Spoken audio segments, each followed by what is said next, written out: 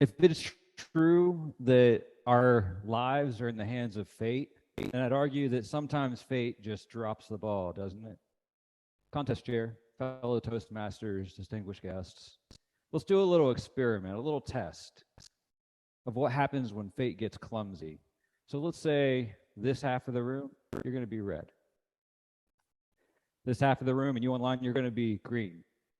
And you're going to suffer the clumsiness of fate. Ooh, not looking good, red.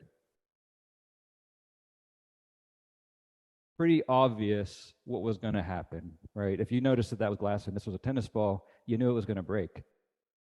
But there was a point to doing this little experiment. I've always wanted to smash some stuff on stage in front of people, like a real rock star. Check that off the bucket list. It also happens to be a good demonstration of what we mean when we say psychological resilience, the ability not to break, but instead to bounce back from the follies and fumbles that fate flings our way. And researchers have found that most of us in this room, most adults, are pretty resilient. We've learned how to bounce back. But our youth are not. We are suffering a mental health crisis amongst 10 to 14-year-olds. We are not passing this resilience, this ability to bounce back, onto them. So I'd like to share with you today some suggestions for what we can help teach them, what researchers have found will help them be more resilient and bounce back from the struggles of fate's follies in their lives. And there's a simple 3-step process that I've distilled. Number 1, believe that a better future is possible. Number 2, work hard to reach that future and bring it into reality. Number 3, most importantly, learn from your experiences and setbacks along the way. If we can teach them this, they'll be able to better handle the problems that life throws at them. And I don't stand here today talking just from academics. My life is a case study in adversity. You see, I was born into poverty. My father died when I was 9 months old. We suffered housing insecurity. Eviction after eviction after eviction. We suffered food insecurity. As a kid, I had a recurring nightmare about finding a cockroach crawling in my spaghetti and eating it anyway. At least it's protein. And we suffered abuse at the hands of men who said that they were going to take care of us. But what they really meant was they were going to take care of us. But yet I had some good role models. And those role models, they taught me that I could believe, they taught me that I could work, and they taught me that I could learn. And when I did, I bounced back from challenge after challenge. And my life was elevated. Now today, instead of housing insecurity, I have a happy home. Instead of food insecurity, I probably eat a little too much. And my children will never suffer abuse. Unless you ask them, then they'll tell you that the lack of sugar and screen time qualifies as torture. But if we're really honest with them, we need them to understand that it's not just childhood during which we experience these problems, that life as an adult can be really hard too. Some of our biggest struggles still face us as an adult.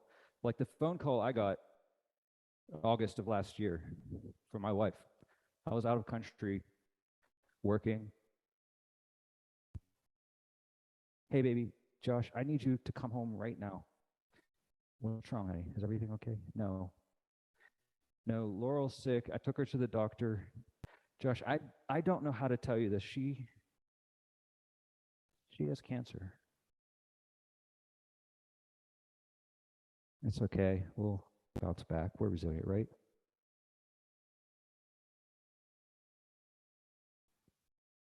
No matter how resilient you are, there's times when it doesn't feel like you're bouncing back, isn't there? Raise your hand if you've ever felt like this, like your life was in pieces. But we've been there, and we know that even this state is temporary, that we can still believe in a better future, that we can work to pick up the pieces, and that we can learn from them.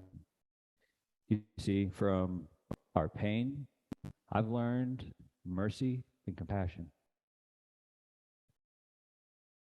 From our vulnerability, I've learned gratitude for the people who stepped up to help. And from the fear of losing my 3-year-old daughter, I've learned that time is precious and to love even more deeply than ever before. And even more importantly, my friends, I've learned that when you put the effort and the belief into putting these pieces back together, you become like a ceramic repaired with gold. The places where you were broken become the places where you are now strongest and most beautiful. These cracks become golden seams that shine bright with your belief in a better future. Golden seams that illuminate the room with your hard work, and golden seams that shed light on the lessons you learned along the way. And our youth need to know that we've been there, that we have these cracked places. Too often we hide them. And I am imploring you today, fellow Toastmasters, people who love to talk, not to talk over the truth, but to expose your golden streaks of resilience, your stories of overcoming adversity, so that our youth know that there's a light that can guide them out of their dark places. Teach them that a life of adversity can become a case study in resilience, case study in bouncing back. And most importantly of all, anytime you get the chance, smash something on stage. Contest chair.